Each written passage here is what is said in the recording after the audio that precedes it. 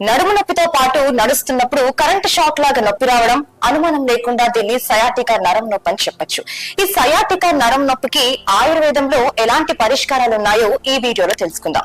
దీని గురించి మనకి డీటెయిల్డ్ గా ఎక్స్ప్లెయిన్ చేయడానికి మనతో పాటు ఉన్నారు MD panchakarma specialist, psychologist, bones related problems ని ట్రీట్ చేయడంలో ఎక్స్పర్ట్, 2018, 19, 21లో బెస్ట్ ఆయుర్వేదిక్ డాక్టర్ గా అవార్డు అందుకున్న డాక్టర్ మునీబ్ అహ్మద్ గారితో ఈ సయాటికా నరం నొప్పి గురించి అడిగి తెలుసుకునే ప్రయత్నం చేద్దాం.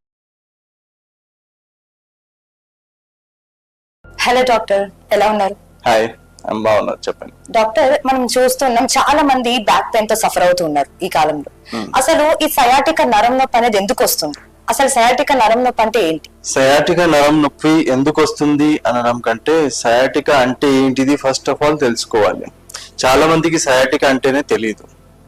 జనరల్ గా అందరూ ఏమనుకుంటారు, సయాటికా అనేది ఒక రోగం అనుకుంటారు. సయాటికా అనేది ఒక రోగం కాదు.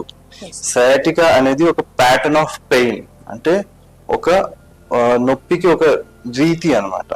ఓకే, జనరల్ గా ఏంటంటే కార్డియాలజీలో హార్ట్ అటాక్ వస్తుంది కదా, హార్ట్ అటాక్ అంటే కార్డియాక్ బ్లాక్ అవ్వడం వల్ల ఒక డిఫరెంట్ పెయిన్ వస్తుంది. దాంట్లో చెస్ట్ పెయిన్ వచ్చేసి చెస్ట్ హెవీనెస్, లెఫ్ట్ హ్యాండ్ లో గుంజడం, దవడ గుంజడం, ఇలాంటివన్నీ సిమ్టమ్స్. దీనిని కార్డియాలజీలో యాంజైనా పెక్టోరిస్ అంటారు. సిమిలర్ గా ఆర్థోపెడిక్స్ లో సయాటికా అనేది ఒక ప్యాటర్న్ ఆఫ్ పెయిన్.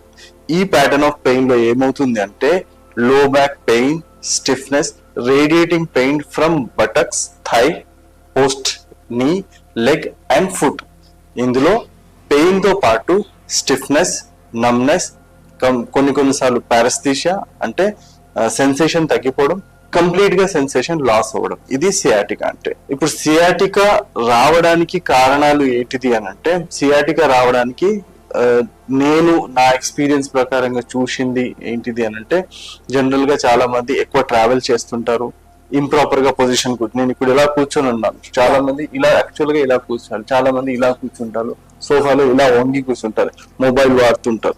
ఇలాంటి పొజిషన్స్ వల్ల ఏమవుతుందంటే ఈ డిస్క్ అనేది ప్రాబ్లం వస్తుంది. దాని తర్వాత వస్తాను. ఇంకొకటి స్పైనల్ ఎనెస్థీషియా. మెయిన్ గా ఫీమేల్స్ లో, లేడీస్ ఎవరైతే ప్రెగ్నెన్సీలో వాళ్ళకి లేబర్ టైంలో ఎనెస్థీషియా ఇస్తారు కదా, స్పైనల్ ఎనెస్థీషియా వల్ల ఎక్సెస్ ఆఫ్ స్పోర్ట్స్ ఇంజురీ కావచ్చు, ఎక్సెస్ ట్రావెలింగ్ కావచ్చు, late sleep, improper position, ageing. చాలా మందికి ఏంటంటే ఏజ్ వల్ల కూడా వస్తుంది. ఈ కారణాల వల్ల మనకు డిస్క్ ప్రాబ్లం అనేది, ఈ సియాటికా అనేది వస్తుంది. ఇప్పుడు ఈ సియాటికా పాథాలజికల్ రీజన్స్ అంటారు, అంటే యాక్చువల్ కారణాలు ఏంటిది. ఇవన్నీ రీజన్స్ మన లైఫ్ స్టైల్ ప్రాబ్లమ్స్, ఈ లైఫ్ స్టైల్ రీజన్స్ అన్నమాట. బట్ యాక్చువల్ గా మనకు పాథాలజికల్ రీజన్స్ ఏంటిది అని అంటే, పాథాలజికల్ రీజన్స్ లో ఒకటి డిస్క్ రీజన్ కావచ్చు. One of the reason is disc, bone and surrounding structures అంటారు. ఓకే, ఈ డిస్క్ అనేది బోన్ టు బోన్ మధ్యలో ఒక ప్లేట్ లైక్ స్ట్రక్చర్ ఉంటుంది, దానిని డిస్క్ అంటారు. ఓకే, సో ఫస్ట్ రీజన్స్ ఏంటంటే disc reason, then bone reason, and చుట్టుపక్కల ఉన్న లిగమెంట్స్ కానీ టెండాన్స్ కానీ వాటి వల్ల వచ్చే